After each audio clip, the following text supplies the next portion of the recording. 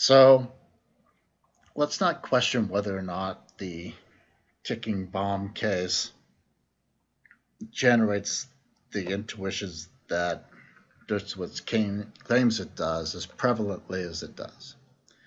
Instead, let's sort of look at the bomb case itself and see what we might discover about it and the implications that might have for what Dershowitz wants to use it for in the context of advocating his position.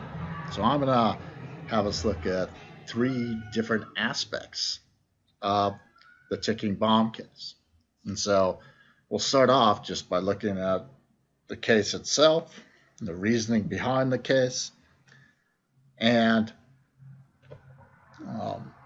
see what we think is really driving intuitions that torture is acceptable, at least not blameworthy in these situations, and whether or not those intuitions are really robust enough to stand up to other considerations in the way that Dershowitz seems to suggest they should.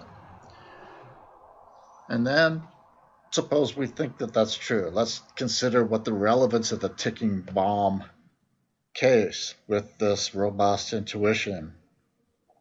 What is the relevance to actual real-world policy? How does it relate to what people were doing in 2004? And how does it relate to what Dershowitz would like people to do in this article, and so on? So we want to see, even if we think that the intuition is there and that's robust, what are its implications for the sorts of practices that are being advocated or carried out at that time?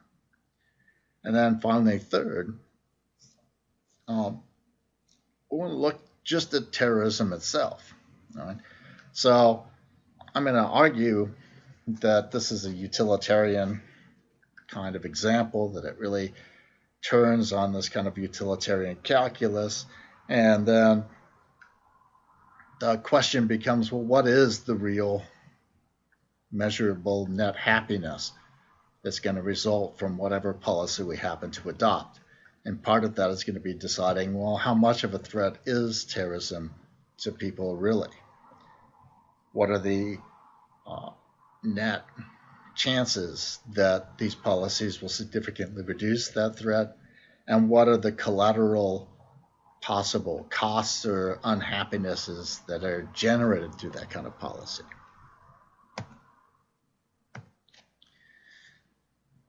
So Dershowitz characterizes the ticking bomb case as an instance of a state of nature. So the idea is the Hobbesian idea.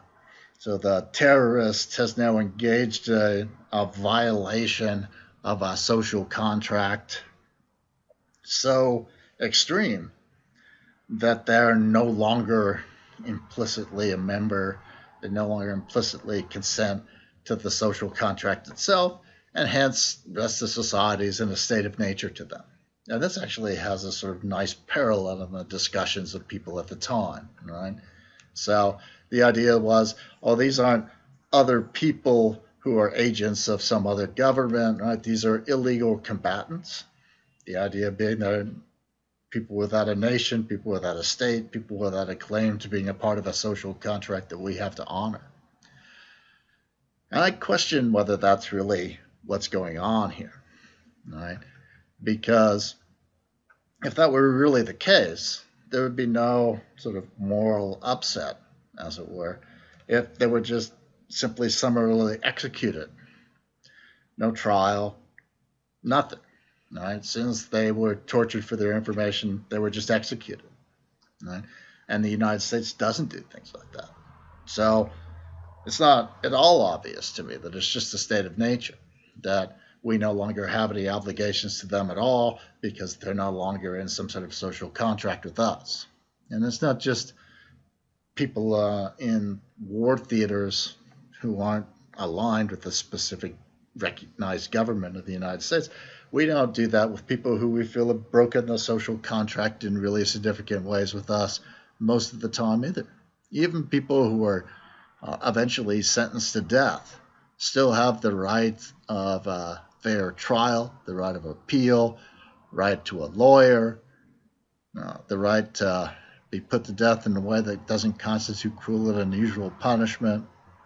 So this kind of idea that you're stepping out of the social contract and now we're free to treat you however we want, I don't think it has a lot of credence in the way that we behave either towards these people in these prisons or how we behave to other possible candidates for not being in the social contract and hence being related to us, the state of nature.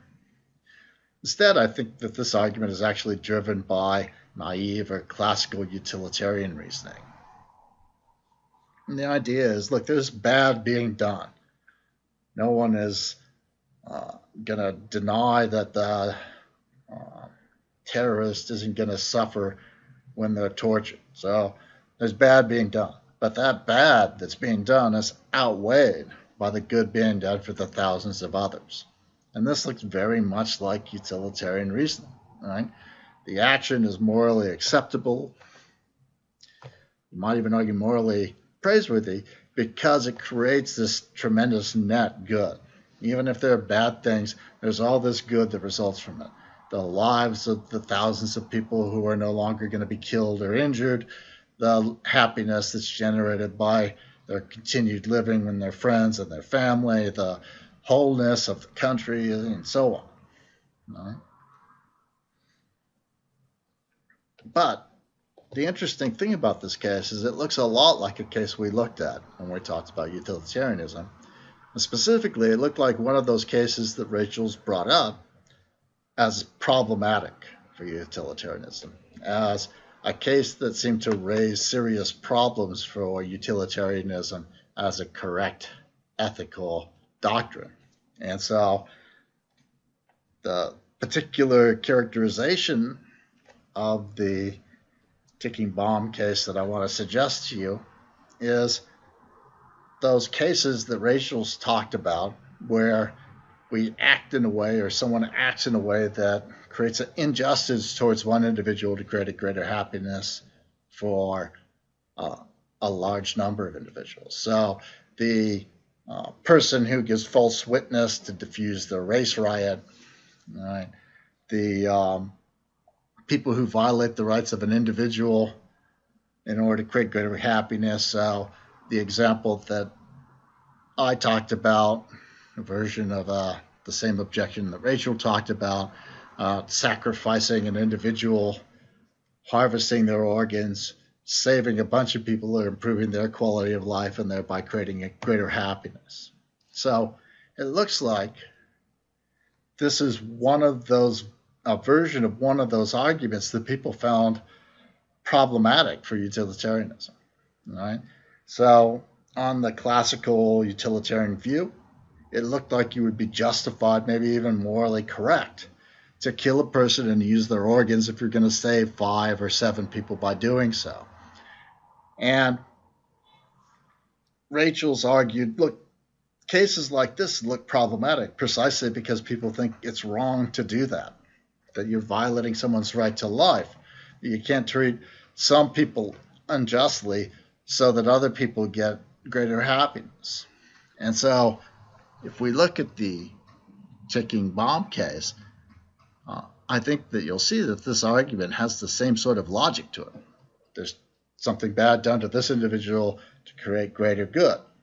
But I think that it seems less morally or ethically problematic to people, and we'd want to understand why that would be. And I think unlike the hospital case, and unlike the bearing false witness against somebody to prevent a race riot case, unlike a lot of these cases, our intuitions here seem to be driven by our perceptions of the individuals involved. So in the hospital case, we had some innocent person who came to the hospital for some unrelated procedure, who we then just randomly choose and sacrifice to create greater happiness in these other individuals.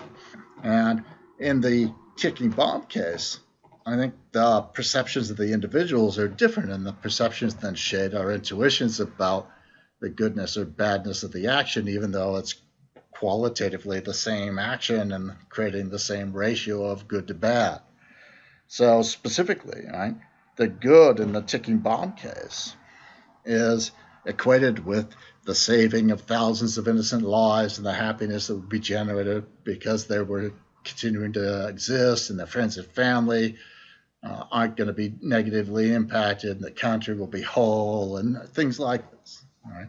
And that's all being balanced off against an evil, all right? This painful torture, but it's of a single individual, and that individual is a bad person. And so I think our intuitions in the ticking bomb case differ from our intuitions in the transplant case because of our perceptions of the individuals involved. And somehow the fact that this person isn't morally fantastic individual does really seem to shade our worries about whether or not their rights are being violated, whether or not they're being treated unjustly in order to create greater happiness. But the real question still remains. Do those sorts of calculi override a rights framework? And I think contemporary democratic societies, the answer is always no. Not, should democratic societies say that, but our practices always say no. So someone gets accused of horrible murders, all right? They still have the right to a fair trial. They still have the right to be represented by an attorney. They still have the right of appeal. They still have the right not to be killed in a way that constitutes cruel and unusual punishment. Even people who are bad get treated with a certain amount of minimal rights in our society. That seems to be a judgment about the importance of rights, that rights and treating people justly overrides even a calculus of creating happiness for some good people versus unhappiness for this evil person. And I think if we sort of try and think about how changing that judgment would ripple out through our society, right? If suddenly we say, look, it's okay if we judge somebody to be bad. And keep in mind that in this story, the terrorist is not tried. No evidence is explicitly presented against them. They're not sentenced, right? So there's no, due process going on here. They're just being judged bad, and then there's this terrible thing that happens to them. Not they've been adjudicated in an equitable and fair manner in accordance with due process. They're grabbed, they're tortured. So my question then is it really allowable when we judge people to be bad to just then be allowed to treat them like crap? So let's say we look at the polls in the United States. And let's say we say, oh, look, there's a pretty high number, a high percentage of people who just utterly and completely despise the President of the United States. Now let's say it's like 35%. And then we say, and look, now there's this other group of people who, they'd be really bothered if anything bad happened to them, but that's only 25%. And so if we balance out the unhappiness in that 25% against the happiness in the 35%, and then we look at the person and say, oh, you're a narcissist and a racist and a misogynist, and you're constantly lying and you're probably obstructing justice. And so we're not going to try you for any of that. We're not going to substantiate it in an equitable fashion. We're going to make that judgment, and that says you're a bad person, and hence we're able to torture you to create happiness in the 35% because that outweighs the unhappiness in the 25%. And so this looks like a problematic deviation.